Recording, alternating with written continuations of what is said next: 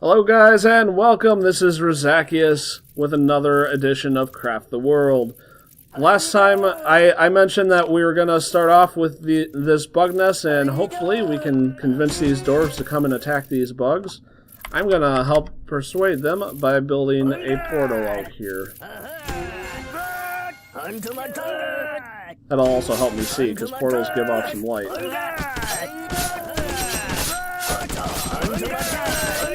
There we go. Aha! Pretty sure dwarves are a little bit of perverts.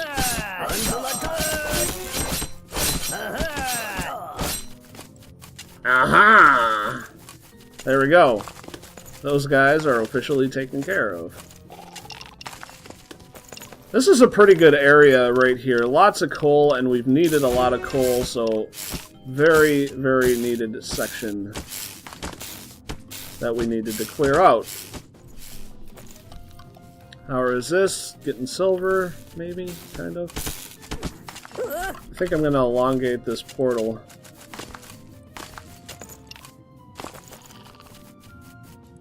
I don't need that anymore.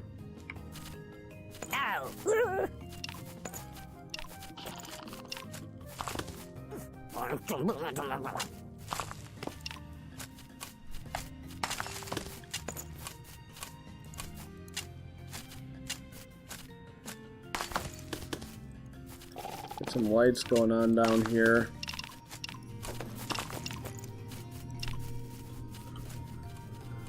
This was a pretty good room.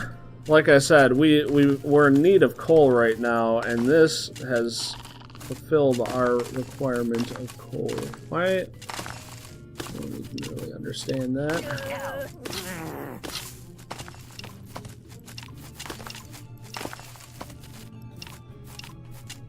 Got some iron here too, which is also nice and handy dandy.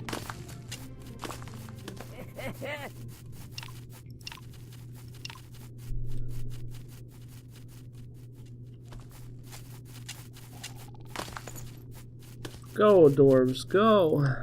Alright. Get that back.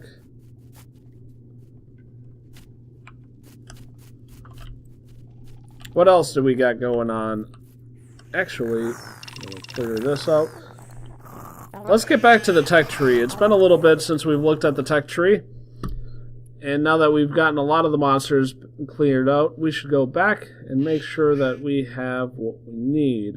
I don't really want to build an iron cage, but it's probably the best thing that we got. Let's do 2 of these instead, and that'll get us our task complete. Good. So that gets us to Master Construction, which really, usually I'm okay with the iron fence. There's not a big enough difference between the iron fence and the brick fence, so I don't usually bother too much with the brick fence outside of making it to get the initial XP. Do we have any iron? Alright, we'll get started on turning my iron into steel.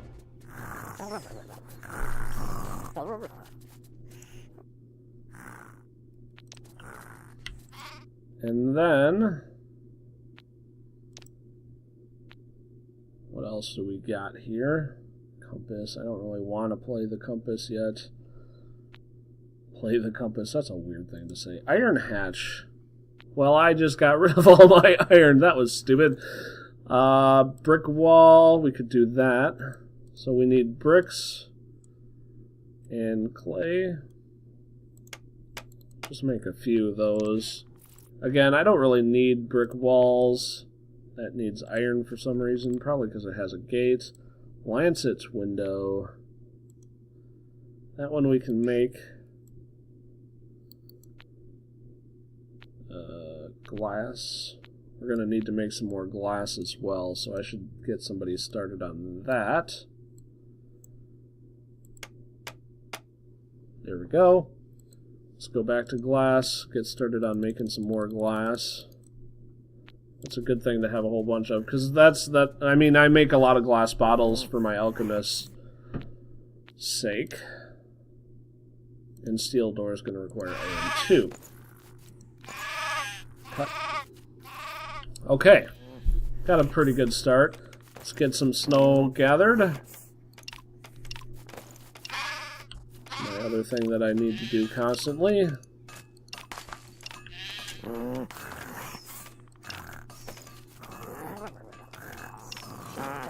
I'm just going to leave that one actually. There we go. Okay, I actually was going to start talking about what I did this weekend.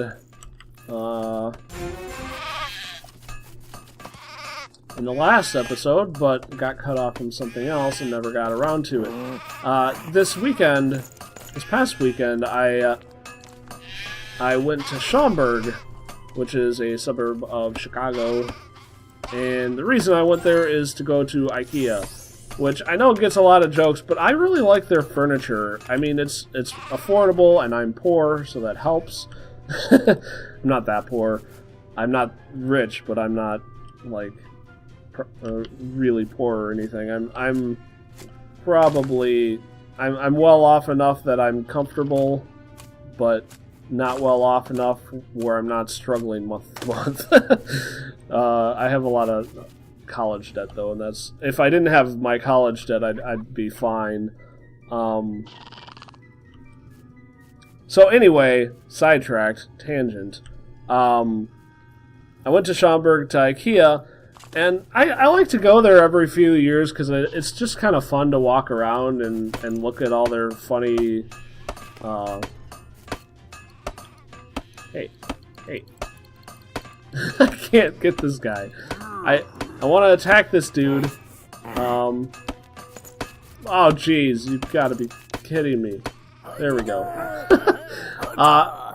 It's fun to go every couple of years just to kind of look around and see all the stuff that they have. But I actually went and purchased shelving units. The one thing I really like about IKEA is they have a lot of storage. It's a really good place to go if you wanna really improve your storage at your house, and I do. That's the one thing that I really need to do in my life is improve the amount of storage I have. I own a condo, but I don't have a lot of space to store stuff, so I need new shelves. And one of the reasons I need new shelves is that I am also a video game collector. In particular, I'm kind of a NES fanboy. Kind of is kind of an understatement. I love Nintendo. Not just NES. I just love Nintendo. I think they're a great company. They've made some mistakes in recent years, but I still think that they tend to have better games than the competition. The competition being Microsoft and Sony, who almost never make games themselves, so it's not really that much of a competition. But I think that I think by and large Nintendo's games are great. People complain a lot about how they're kiddie, and the kiddie thing doesn't really bother me. As a person, I tend to like games, and I want to play games that are fun. I don't really care if there's a lot of murder and gore in them. In fact, I'm one of the weirdos out there who will dislike a movie or a game if they do a lot of gore in it just for the sake of gore, because I think it's stupid. Case in point, Quentin Tarantino, I think, is very overrated. I think Pulp Fiction and even Reservoir Dogs were quite good. Pulp Fiction was easily his best, but very overrated director and writer. I was happy to hear that he's retiring so that we don't have to see him anymore. But yeah, I don't like him largely because of the fact that he likes to do gore for gore's sake, and I think that's silly. It's just a really silly thing to do in your movies, and it's a silly thing to do in your games. And there's a lot of game developers who take that kind of mantra of like, we need to be over the top, we need to be gore ridden, and apparently a lot of gamers like that. And so encourage the more mature games. And in my opinion, I feel that that sort of gameplay is not mature at all. In fact, it's the opposite of maturity to go after games because of Gore. I think Gore is a very teenage-centric mindset, and that's why it's not really a mature idea, because teenagers aren't really mature. No offense if you're a teenager, you'll figure that out soon enough. You're at a point when you're a teenager where you think you're mature, but you're not really.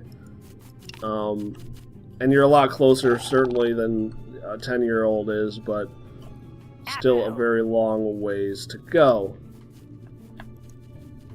Anyway, so yeah, I don't mind Nintendo's kiddiness, because at the end of the day, they make really fun games, and that's really what I'm more interested in. I don't really care if it's kiddie, and honestly, I don't care if there's a lot of violence in it. I like action games. I like beat 'em up games. As a kid, I loved Mortal Kombat. I still like playing Mortal Kombat. I think GTA is pretty cool. I think they have some really good ideas in that game. It's a little over the top, but it's not terrible. They still have good ideas. You can have good ideas and still be violent. I got on a real soapbox there in this episode. I apologize if I offend anybody. But I do collect classic games, primarily from Nintendo and Super Nintendo, and actually one of my favorite consoles of all time is the N64. I think it turned out to be... I mean, I remember I think I was in junior high and early high school when the N64 was out. I remember thinking how crappy the games were at the time, but in retrospect, I think the thing that impresses me the most about the N64 game library is how almost every single game is good.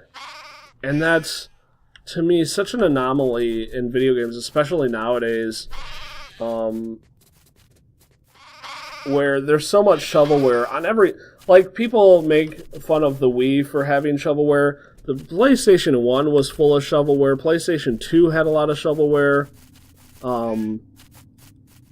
I think that's more of a problem of being popular. Once you become the popular console, you tend to get a lot of really bad games on it, because people are just kind of making whatever they can as fast as they can to try to get sales, because if a console sells well, there's a lot of people out there who will want games, and they're hoping to just cash in on the easy sale, which is unfortunate. But I think it's not unique to the Wii at all. And the N64 was not the popular console, and it turned out that the games that got made for it were, by and large, pretty good. I really enjoyed the N64 games, and so I go back and I look at them all. It's just such a good library, from GoldenEye to Banjo-Kazooie to Super Mario. Like, one of the best Mario games of all time is on that console. One of the best Zelda games of all time is on that console. Turok was a pretty fantastic FPS game. Actually, the N64 was really the console that brought first-person shooters to consoles, which I think is kind of funny. Like, people don't really think about that nowadays, but what the heck? Can I not feed buns? What the heck is going on? Nowadays, there's like a lot of people who think that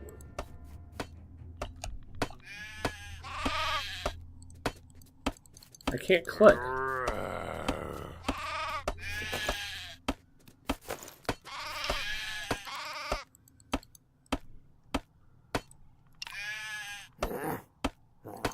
Why can't I left click? That's weird.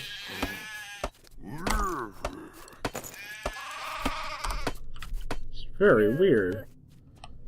Alright guys, just a minute. I guess I gotta go take care of my... Of course, as soon as I stopped the video from recording, I actually was able to click again. That's really weird. I'm not sure what happened there. Anyway... Jeez, what was I talking about? I was talking about... Oh, yeah. Yeah, people nowadays... there's a lot of people out there who think that FPSs belong on consoles because they're apparently a natural fit now, but at the time... Nobody thought that they belonged on consoles. N64 was really the first one that figured out how to put it on the console. It's kind of amazing to think about nowadays. It also had a lot of racing games, which Nintendo consoles aren't really known for having anymore. But there were a lot of really good racing games on it, from Mario Kart to there was a good F-Zero on it. There was Diddy Kong Racing. There were some good third-party ones like Beetle Racing, and the Pod Racer for the Star Wars Pod Racer was actually, from what I hear, pretty good too. I avoided that just because Pod Racer was the worst part of the Star Wars Episode 1. Oh yeah, I was gonna take care of these. But I really like the collection of N64, so that's one of my favorite consoles of all time, and I do primarily try to collect for that. I want to get the whole collection of N64 games. But to go back to my original point of I need shelves because my game collection has grown past the shelving that I already have, and I need to get a new shelving unit.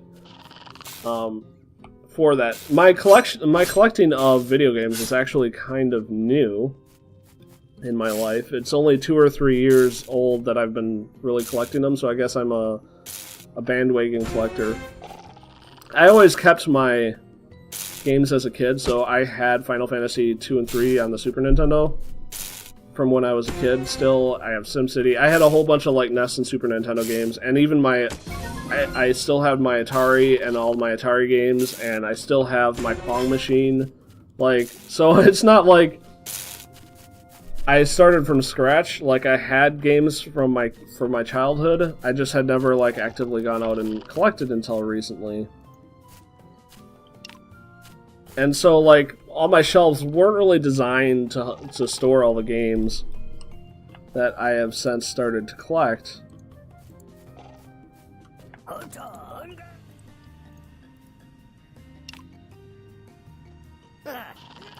And so I needed to go to Ikea to really just kind of get shelving specific for my needs on video games, and I think I did that. If you're kind of curious as to what consoles I have right now, I'm not actually a huge console gamer. Nowadays I'm mostly a PC gamer, and I have been since mid to late 90s. N64 was really like my last console that I actively like kept up with. Since they went to optical, I haven't been as interested for some odd reason. It has nothing to do with optical, but I think it's really coincidental. But my games, and I'll probably end this episode on my console for what consoles I own.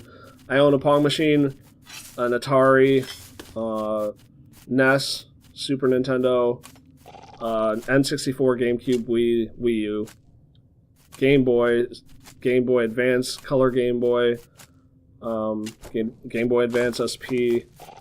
I have a couple of Game Boy Advance SPs actually. Never got the Micro for some reason. Got the DS, 3DS, DS Lite.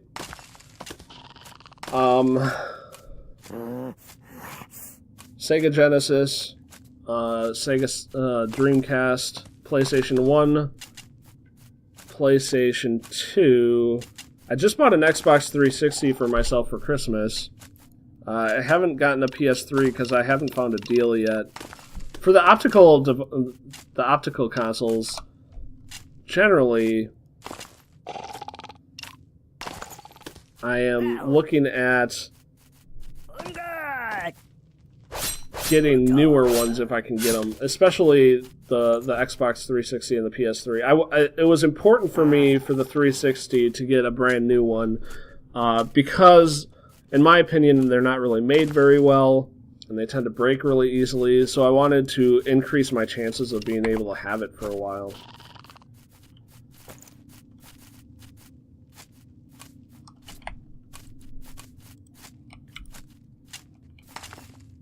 Alright, let's do a checkup here really quick before I let y'all go.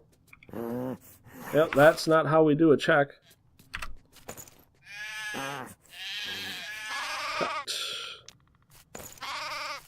Is there anything that we can do quick here? We got some iron, but we need a couple of locks. 1, 2, 3. I'm just going to build 3, 4 locks. I'm going to replace these wooden doors with the new steel doors. So that's the primary reason for that. Go ahead and build a couple of those just for the fact that we get better XP. Are we still working on these? Or let's make another one of those. We're out of berries. That's the real issue with that one. Alright, we'll cast Compass. Compass is really expensive, though. Boo hiss. Alright, we'll just put that here, I guess. What Compass does is it'll point to a secret room. So there is a secret room down here somewhere, in that general direction. Wait. Yeah, down here. Which I can kind of hear like a bug room, so it wouldn't surprise me if right here, actually, there's bugs. And that's the secret room it's pointing to. It's not a spell I personally find overly helpful. I don't want to have the compass. Part of the reason I don't feel like it's overly helpful is that it points to any secret room, not just the secret room with the shards. If it only did shards, I would find it more helpful, but I don't want to go to those stupid secret rooms that have nothing in them. It has little interest for me. Alright, guys. I've rambled enough for this episode. I don't know why I've been so rambly. I apologize. I hope you still found it interesting to hear my speech about Nintendo games and kiddiness versus mature content. I hope you guys have a good one. Talk to you later.